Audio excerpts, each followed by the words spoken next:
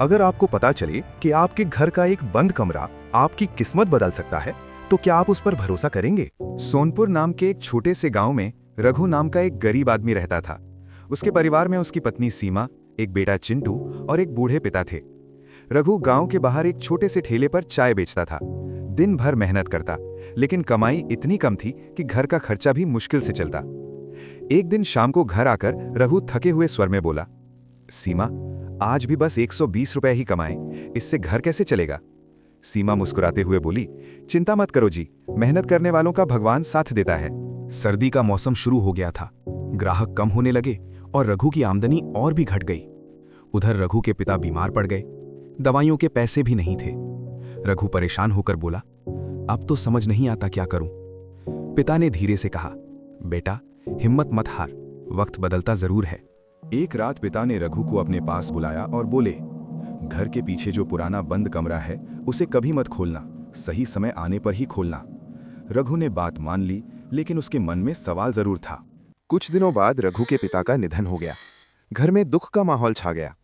रघु अंदर से टूट चुका था। अब उसकी जिम्मेदारियां और बढ़ गई थीं। रघु की चाय की दुकान अब लगभग बंद होने लगी। कर्ज बढ़ता जा रहा था। एक दिन साहूकार आया और बोला, अगर पैसे नहीं दिए तो ठेला उठा लूंगा।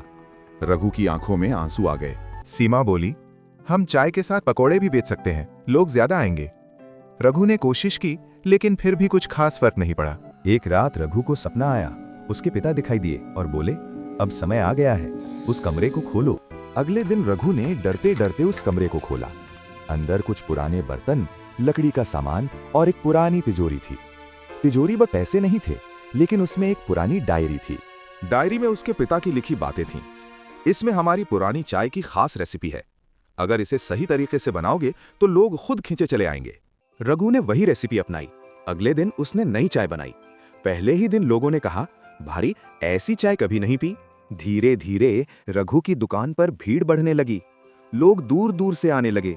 रघु ने ठेले को एक छोटी दुकान में बदल दिया। गांव का एक आदमी मोहन रघु की सफलता से जलने लगा। वो सोचने लगा, इसकी सफलता का राज क्या है?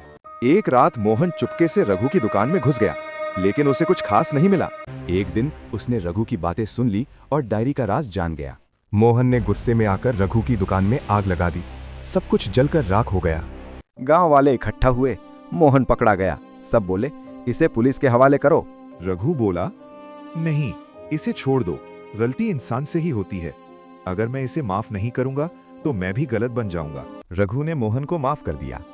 मोहन रो पड़ा। उसने कहा, आज से मैं तुम्हारे साथ काम करूंगा।